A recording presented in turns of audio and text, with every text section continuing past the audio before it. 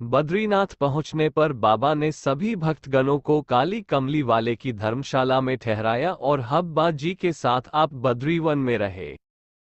उन दिनों बद्रीवन में कोई बस्ती नहीं थी, वह ऊबड़ खाबड़ और वीरान था।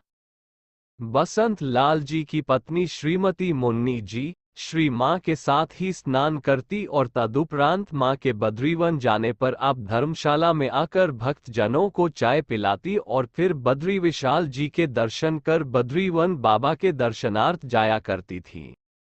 बाबा सभी आगंतुकों को गरम गरम मालपुओं से तृप्त करते थे।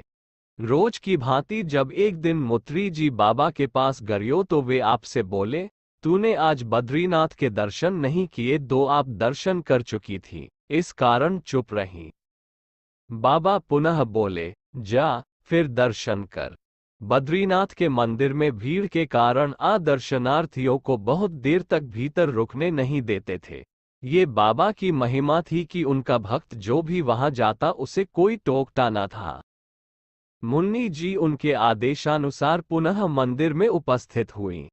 आपको इस बार बद्रीनाथ जी की मूर्ति नहीं दिखाई दी, उस स्थान में आपको बाबा सशरीर बैठे दिखाई दिए।